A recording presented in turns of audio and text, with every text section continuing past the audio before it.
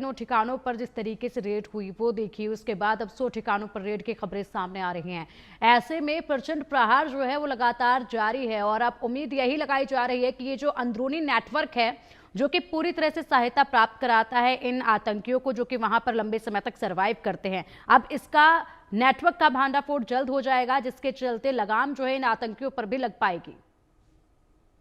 देखिए, बिल्कुल आपने सही कहा। जिस तरीके से लगातार जम्मू कश्मीर में आतंकी गतिविधियां हुई और उसके बाद ये पता चला कि ये जो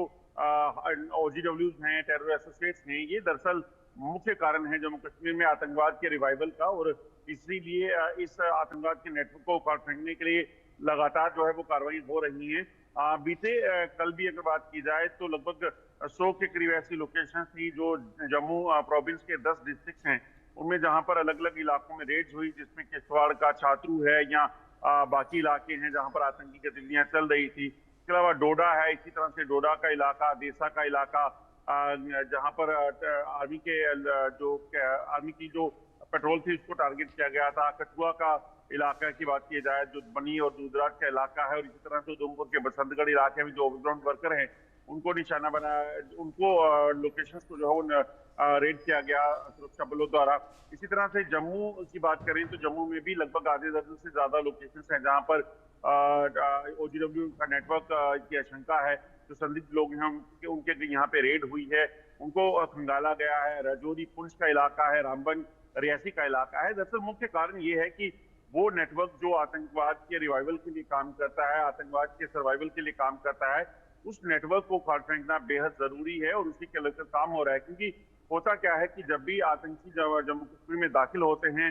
सरहद पार से घुसपैठ करके, तो उन्हें यहाँ का कोई भी डेमोग्राफी की बात की जाए या बाकी चीजों का कोई जानकारी नहीं रहती। इसलिए इन आतंकियों को जो मदद देते हैं वो यही ओवरग्राउंड वर्कर होते हैं, जो उनको बॉर्डर पार करके यहाँ से लेकर जो है वो उस ठिकाने तक ले जाते हैं जहां उनको रुकना है, जहां उनको रहना है, और फिर आतंकी गतिविधियों को चलाना है। ऐसा ही वाकया जो है वो लियाकत के नाम का एक ओजीडब्ल्यू पकड़ा गया था, जिसमें ये पुलिस को खुलासा हुआ था कि आतंकियों को उसने जब सरहद पार से घुसपैठ की उसके बाद जो है इनको लेकर वो कठुआ के बनी के जंगलों में पहुंचा। वहां पर सेना की काफिले को भी आतंकियों ने निशाना भी बनाया था और अभी भी वो आतंकी सक्रिय हैं उस इलाके में। इसी तरह से जब रियासी में एक यात्री बस पर हमला हुआ था जिसमें 9 यात्रियों की मौत हुई थी, वहां पर जो है वो एक जो जीडब्ल्यू था उसको पकड़ा गया था। वो दरअसल जो है वो पुंछ का राजौरी का रहने वाला था, मगर उन आतंकियों के संपर्क में था और उसने जो है रियासी में आतंकियों को ले जाकर वहां पर रैकी करवाई, वहां पे हमला करवाया, फिर वहां से उनको वापस लेकर जो है वो गया। तालिब हुसैन नाम का ये शख्स था। तो ये कहीं ना कहीं चीजें बताती हैं कि ऐसे लोग जो सोसाइटी में रहते हैं और वो आतंकियों के लिए या पाकिस्तान के लिए काम करते हैं, तो वो बहुत ज्यादा बड़ा खतरा है और उस खतरे को कहीं ना कहीं निष्क्रिय करने के लिए एक बड़ी कार्रवाई जो है वो की गई है। बिल्कुल, और इसी के साथ अगर बात की जाए अजय, तो देखिए जिस तरीके से कार्रवाई की जा रही है, ऐसे में अगर हम बात करें, जो घुसपैठ के लिए आतंकी लगातार बॉर्डर के उस पार, एलओसी के उस पार बैठे हुए हैं, लगातार घुसपैठ की कोशिशें कर रहे हैं। इससे पहले भी इस पर शिकंजा कसा गया था, घुसपैठ की कोशिशों को नाकाम किया गया था, उसको लेकर क्या कुछ अपडेट है?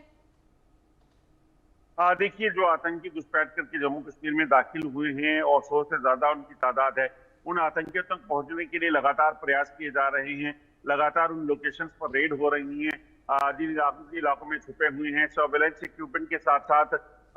जो है वो ह्यूमन इंटेलिजेंस का जो है इस्तेमाल करके सुरक्षा बल इस चीज को सुनिश्चित कर रहे हैं कि जंगलों में ये आतंकी जहां पे भी बैठे हैं उन आतंकियों को ढूंढ निकाला जा सके और फिर उनके खिलाफ कार्रवाई हो सके। तो वो प्रयास जो है वो लगातार जारी है। किश्तवाड़ का इलाका है, राजौरी पुंछ का इलाका है,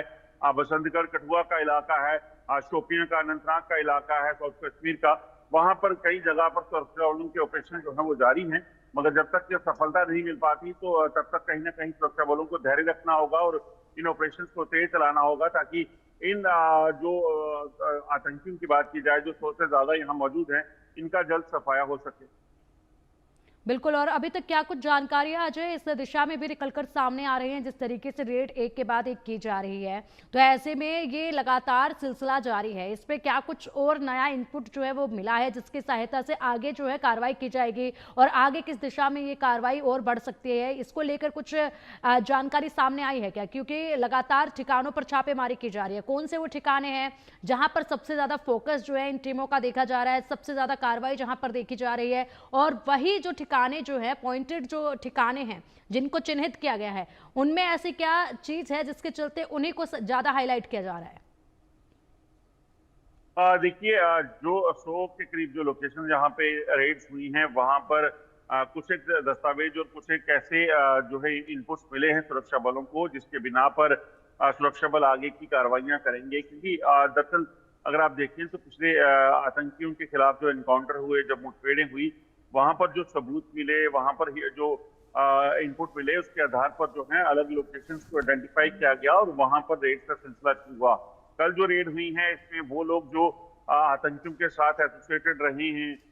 जिन लोगों के पाकिस्तान में संपर्क रहे हैं, उनके कम्युनिकेशन डिवाइसेस की बात की जाए, उनके पुराने रिकॉर्ड की बात की जाए, उसकी बिना पर इन ठिकानों को खंगाला गया है और ये देखा जा रहा है कि क्या ये जो लोग हैं ये भी क्या वापस रिवाइव हुए हैं और आतंकियों को मदद दे रहे हैं, क्योंकि अमूमन ये होता है कि जो पहले